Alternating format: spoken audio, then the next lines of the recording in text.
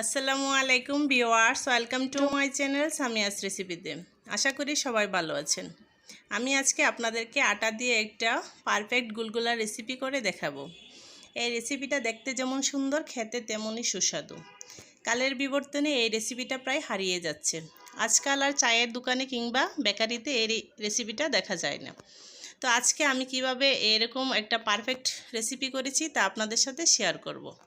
তা আপনারা অবশ্যই আমার ভিডিওটা প্রথম থেকে শেষ পর্যন্ত দেখবেন। আশা করছি আপনাদের ভালো লাগবে।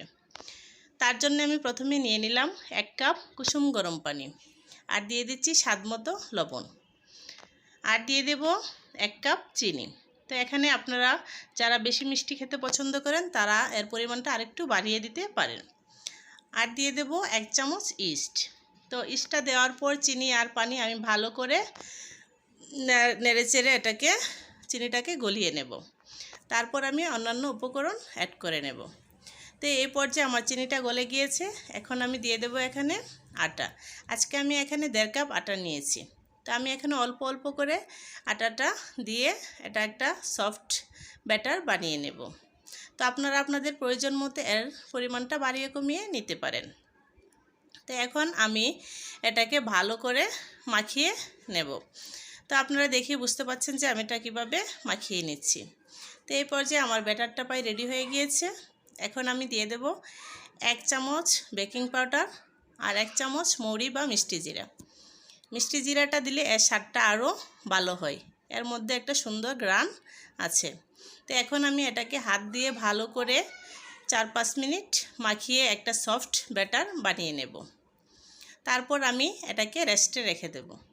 তো আপনারা যারা গুলগুলা খেতে পছন্দ করেন তারা অবশ্যই আমার এই রেসিপিটা বাসায় একবার হলেও ট্রাই করবেন, আর অবশ্যই কমেন্টে জানাবেন কেমন হয়েছে। তো এখন এর ঘনত্বটা দেখেই বুঝতে পাচ্ছেন যে কীরকম হয়েছে।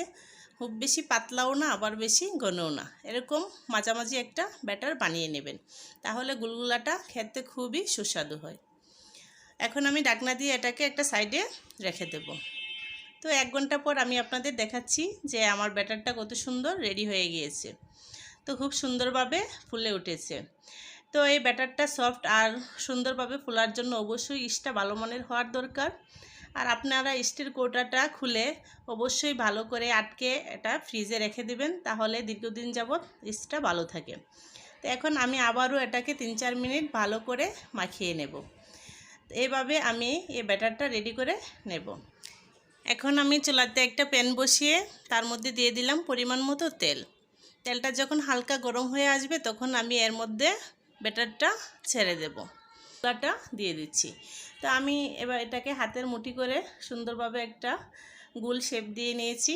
তো আপনারা ইচ্ছা করলে এটা চামচ দিয়েও দিতে পারেন।